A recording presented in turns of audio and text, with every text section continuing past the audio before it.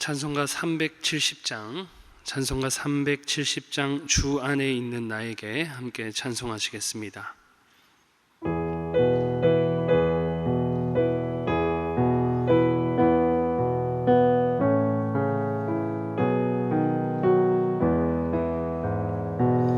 주 안에 있는 나에게 난 근심이 있으랴.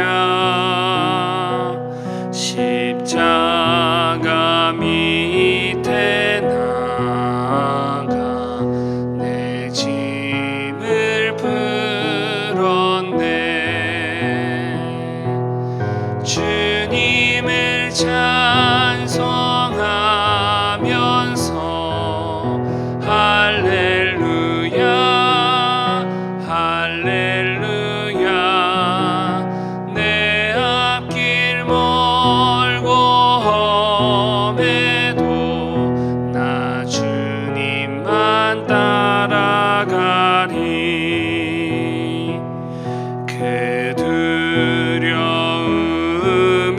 변하여 내 기도 되었고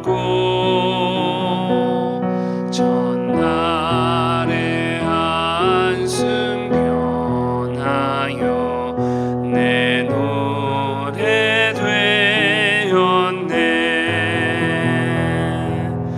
주님을 찬송하면서 할렐루야 할렐루야. 내 앞길 멀고 험해도 나 주님만 따라가리. 내 주는 자비하셔서 늘 함께 계시고 내 궁핍함을 아시고 늘 채워주시네.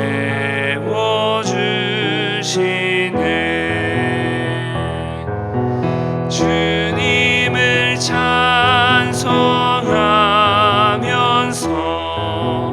할렐루야 할렐루야. 내 앞길 멀고 험해도 나 주님만 따라가리. 내 주와 맺은 언약은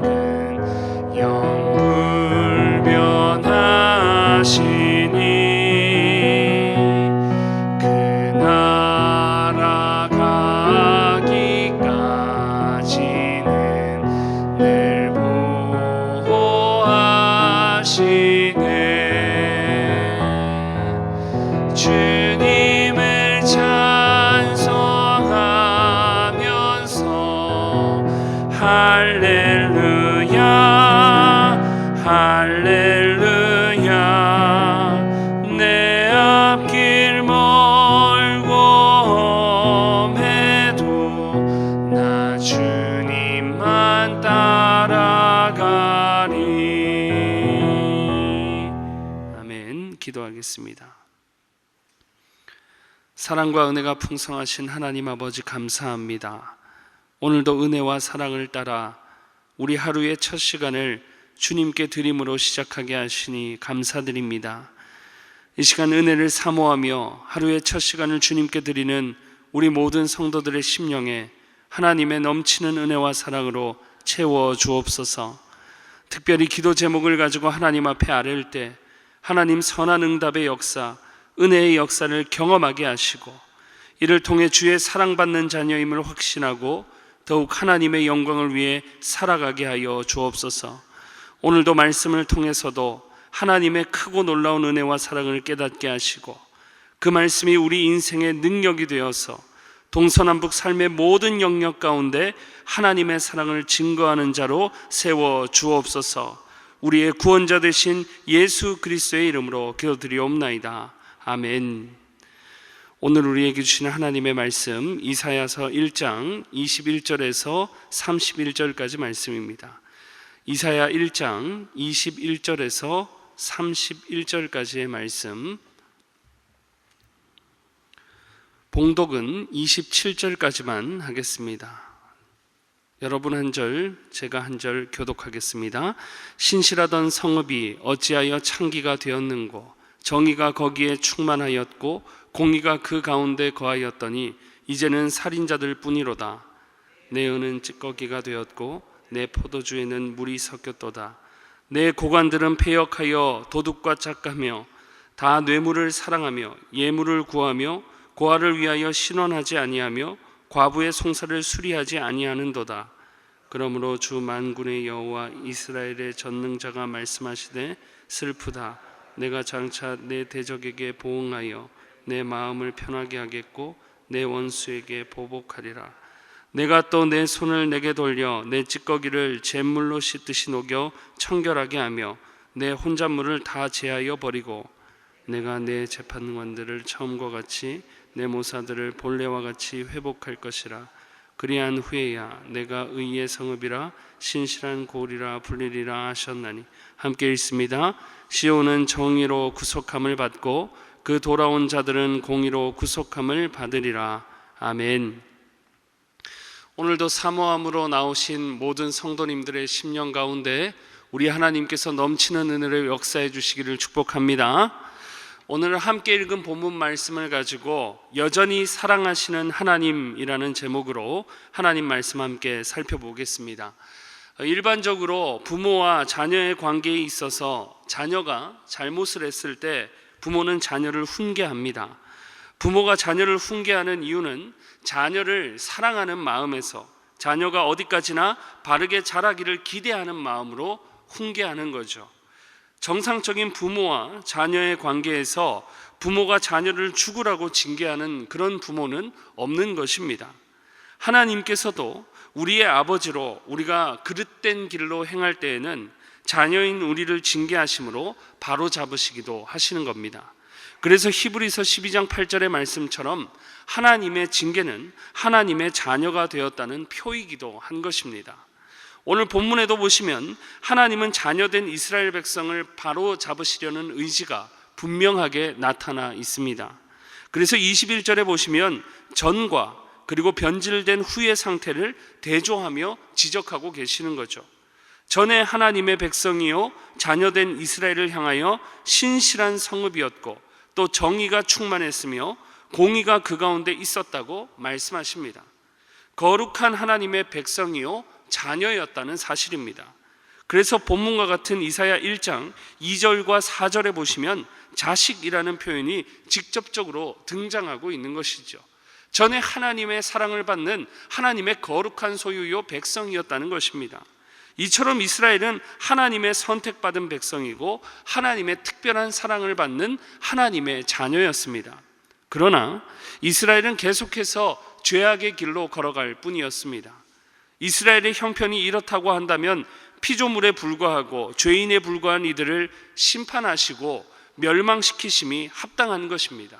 그러나 공의와 인자의 하나님께서는 그들을 포기하지 않고 사랑으로 징계하시며 타이르시기를 포기하지 않으셨습니다. 바로 그 사랑의 징계를 해서라도 바로 잡으시려는 포기할 수 없고 그 끊을 수 없는 사랑이 담긴 책이 바로 우리가 살펴보고 있는 이사야서의 큰 주제인 것입니다. 그래서 이사야의 이름의 뜻도 보면 하나님께서 구원하신다 하는 그 이름의 의미를 담고 있는 것이죠. 우리는 이러한 이사야서를 통해서 여전히 우리를 향한 하나님의 사랑을 확신하고 또 하나님의 사랑받는 자로 더욱 분명하게 세워져야 될 줄 믿습니다. 그렇다면 오늘 본문에 나타난 우리를 향한 하나님 아버지의 사랑의 마음이 어떻게 드러나고 있는지 본문을 통해 우리가 차례로 살펴보겠습니다. 첫째로 포기하지 않고 말씀하시며 타이르시는 하나님이시라는 사실입니다. 우리가 자녀와의 관계를 포함해서 어떤 타인과의 관계가 완전히 깨져버리면 그 사람과의 관계가 단절되어 버립니다. 그래서 어떤 말도 관심도 갖지 않게 되는 것이죠. 그래서 비판, 미움, 증오보다 나쁜 것은 무관심이라는 말까지 나온 것입니다. 그러니까 타인에 대해서 아예 포기해버리는 것입니다. 그러나 하나님은 오늘 본문을 보세요. 하나님께서는 이스라엘에게 여전히 관심을 갖고 계시고 여전히 말씀하고 계신다는 것입니다. 이사야가 활동하던 시대는 영적으로 매우 분위기가 좋지 않았던, 침체되어 있던 시기입니다. 우상 숭배를 비롯한 여러 죄악으로 인해서 이방 나라의 침략을 받는 때로 여러모로 불안한 시기에 이스라엘이 놓여 있었던 것입니다. 이사야는 1장 1절의 기록과 같이 우시야 왕이 죽던 해에 소명을 받아서 요담, 아하스, 히스기야 왕의 시대까지 활동하며 하나님의 메신저로 역할을 했습니다. 이런 왕들의 행적을 차례로 살펴보면 여러분 이렇습니다. 먼저 우시야는 처음에 왕이 되어서 하나님 보시기에 잘하다가 이후에 나라가 강성해지자 교만하여져서 산당에서 우상에게 분향하다가 문둥병에 걸리게 되는 불행을 겪게 된 왕으로 역대하 26장은 전하고 있습니다. 또 이어서 왕이 된 그의 아들 요담도 아버지를 따라 하나님 보시기에 정직하게 행했지만 아버지와 같이 산당을 포기하지 못하는 그런 왕이었습니다. 그래서 요담도 하나님 앞에 온전한 칭찬은 듣지 못했습니다. 이렇게 앞에 두 왕 우시야와 요담이 이방의 혼합주의적인 산당의 문화를 들여왔고 이제 여기에 결정타를 날린 것이 아하스 왕이었습니다. 아하스는 아수르의 침공으로 위기를 맞이합니다. 이런 위기 속에 아하스는 하나님의 자녀로서 하나님을 신뢰하지 않고 오히려 성전을 폐쇄하고 성전의 금은을 아수르의 조공으로 전부 갖다 바칩니다. 또한 가나안 종교를 따랐고 심지어 자식을 불태워 제사 드리는 하나님께서 법적으로 금지한 이교도적인 행위까지 하게 됩니다. 이런 배교 속에서도 하나님은 신실하심으로 다윗 이래로 가장 위대한 왕 히스기야를 세우사 부흥을 경험하게 하셨지만 이 히스기야도 말년이 좋지 않았죠. 그리고는 남유다의 가장 악한 왕 므낫세가 등장하여서 하나님의 노를 사고 심판을 확정짓게 된 것입니다. 이것이 이사야 선지자가 말씀을 전하도록 부름받은 시대적인 상황이라는 거예요. 밖으로는 외세의 침략과 안으로는 신앙이 퇴색되고 있었던 영적으로 혼란과 침체의 상황에 놓여 있었다는 것입니다. 이런 상황 가운데도 하나님은 당신의 사랑하는 자녀를 포기하지 않고 선지자 이사야를 세워서 끊임없이 말씀하셨다는 것입니다. 죄악에서 돌이키도록. 우리 하나님은 진노 중에라도 긍휼을 잃지 않으시는 하나님이심을 믿습니다. 하나님은 우리 유한한 사람과는 달라요. 제한이 없으십니다. 한쪽으로 치우치지 않으십니다. 그래서 하나님의 공의가 완전한 만큼 하나님의 인자도 공평하게 완전하십니다. 그러니 우리 하나님은 진노 중에도 긍휼을 잊지 않으시고 진노 중에도 긍휼을 베푸시는 하나님이십니다.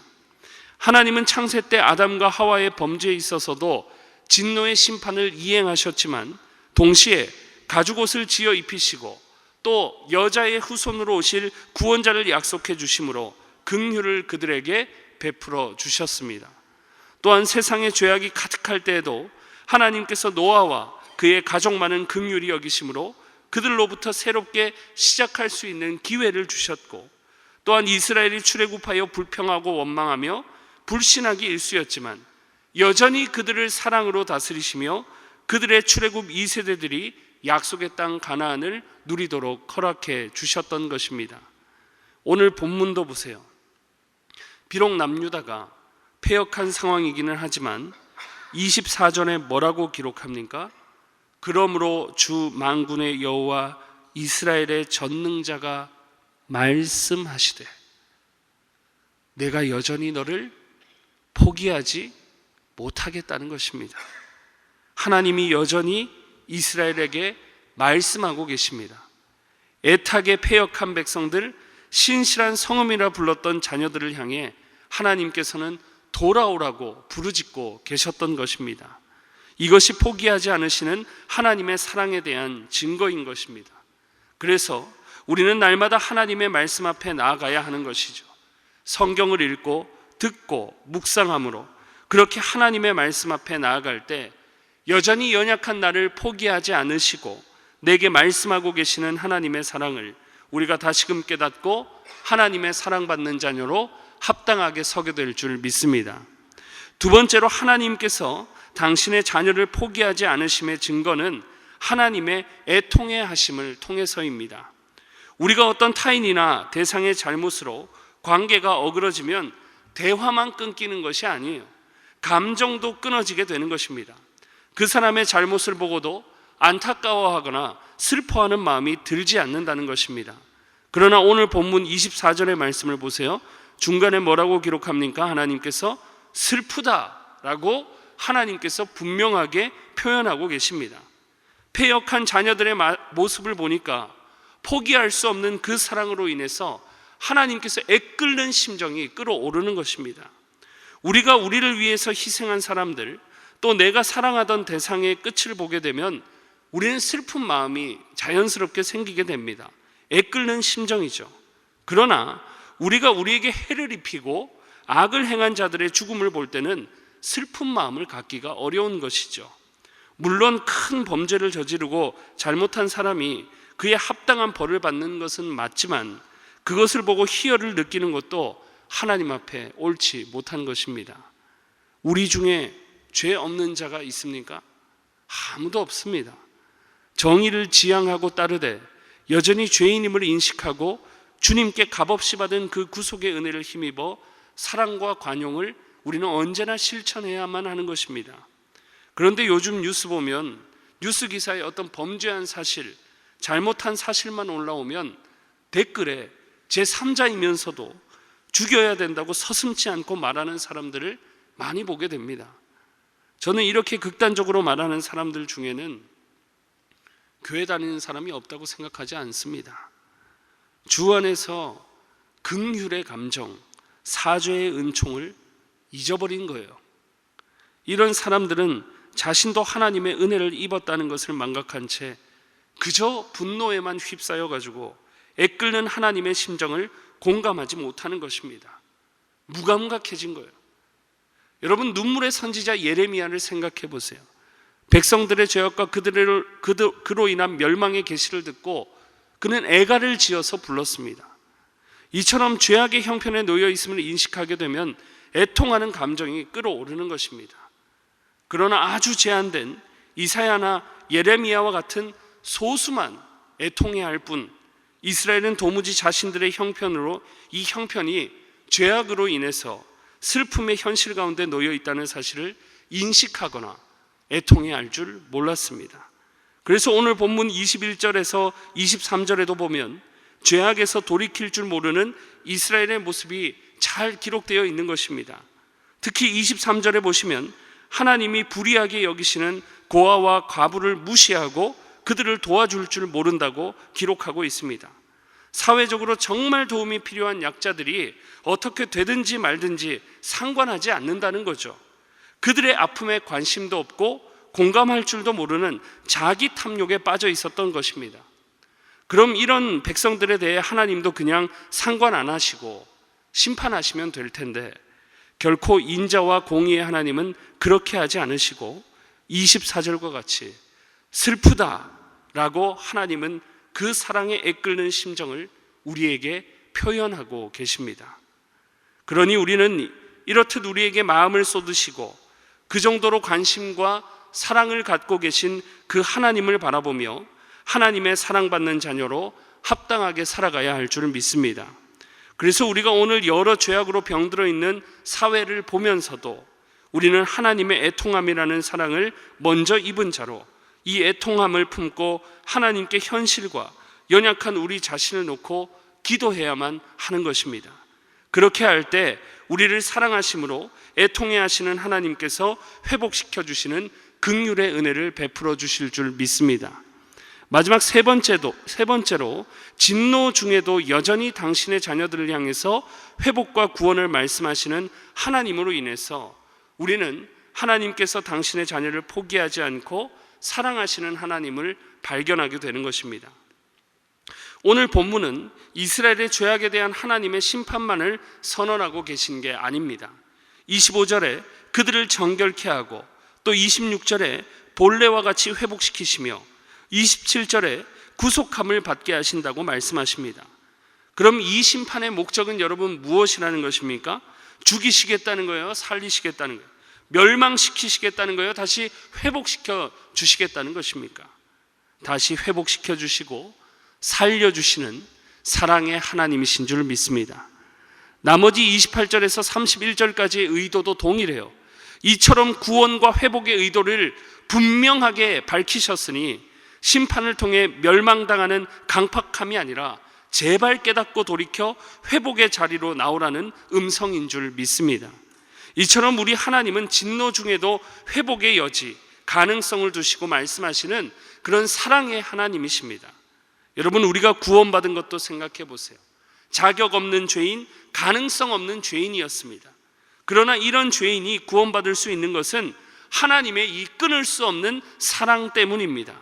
하나님의 사랑하는 독생자 예수 그리스도를 죄인인 우리를 사랑하사 우리를 위해 내어주심으로, 우리 대신 죽게 하심으로 그 은혜의 공로를 믿고 의지하는 자에게 구원의 은혜를 값없이 베풀어 주신 것입니다. 언제나 하나님의 사랑이 먼저 우리를 사랑하셔서 우리를 구원해 내신 겁니다. 그러니 우리는 언제나 이렇게 우리의 회복과 구원이 되시는 하나님으로 인해 하나님의 사랑받고 있음을 깨닫고 하나님의 사랑받는 자녀로 합당하게 살아가야 할 줄 믿습니다. 비록 지금 이 시대가 참 어렵지만, 그리고 우리 자신은 너무 연약하지만 만유의 주 되신 하나님께서 여전히 우리를 사랑하시고 그 사랑에 변함이 없이 영원하시니 우리 모두가 이런 하나님의 사랑을 받는 자로 더욱 사랑의 하나님을 의지할 때 동서남북 삶의 모든 영역 속에서 하나님의 사랑받는 자로 합당하게 살아가시게 되시는 복된 저와 여러분들의 삶이 되시기를 주님의 이름으로 축복합니다. 기도하겠습니다. 이 시간 기도하실 때 주신 말씀 마음에 새기며 함께 기도하겠습니다.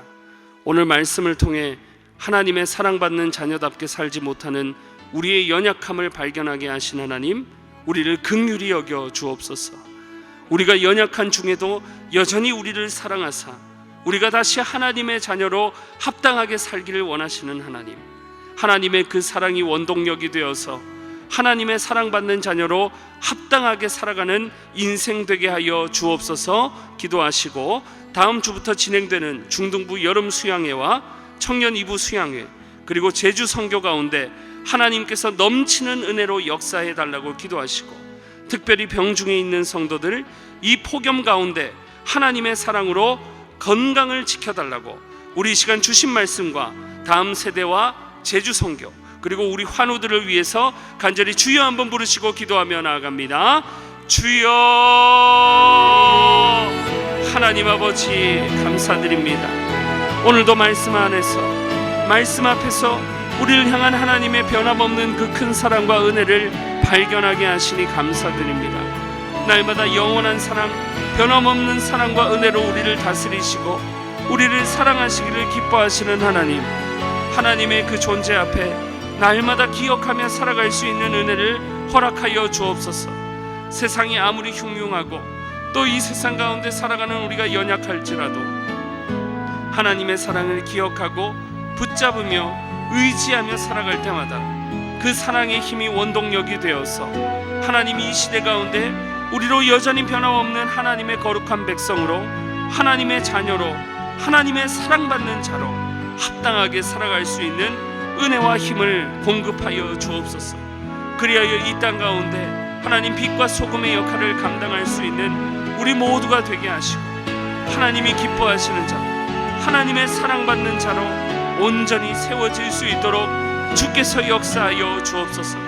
우리 삶의 모든 영역 가운데, 우리의 직장과 우리의 가정과 우리의 삶의 영역 가운데서도 하나님께서 여전히 변함없이 사랑하시는 하나님이심을 믿고 그 사랑을 의지하며 살아갈 때마다 모든 삶의 영역 가운데 하나님의 사랑을 나타내고 드러내는 자로 살 수 있도록 주님께서 은혜와 사랑을 넘치도록 오늘 하루의 삶 가운데도 부어주시고, 우리 성도들의 모든 삶의 터전마다 하나님의 넘치는 은혜와 사랑으로 채워 주옵소서.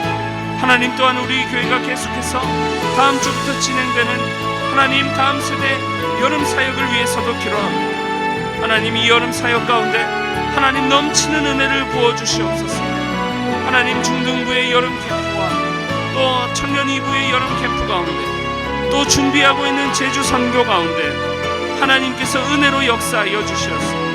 모든 준비 과정부터 이루어지고 마무리되는 모든 과정까지 성령의 세밀한 간섭과 은혜와 선한 역사와 도우심으로 인하여서 하나님의 영광이 드러나고 은혜를 경험하는 모든 하나님 여름의 사역들이 될 수 있도록 주님 은혜를 허락하시고 준비하는 손길들 가운데 지혜와 명철과 은혜로 역사하여 주옵소서.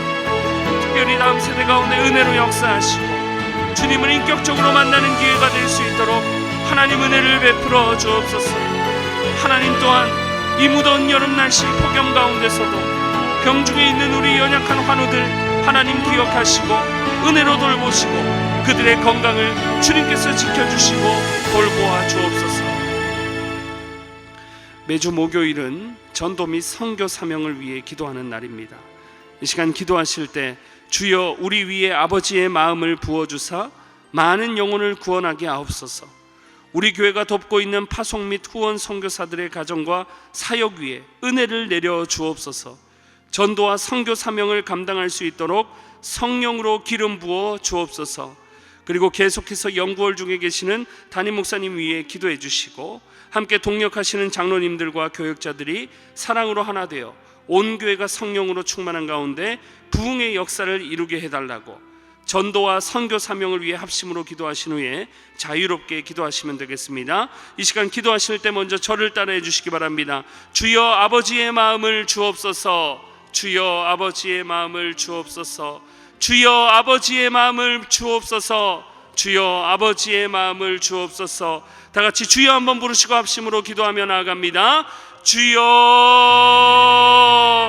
하나님 아버지, 이 시간 전도와 우리 선교 사명을 위해 기도합니다. 하나님, 우리 마음 가운데 하나님 아버지의 마음을 부어주사 많은 영혼을 주님께로 돌아오게 할 수 있는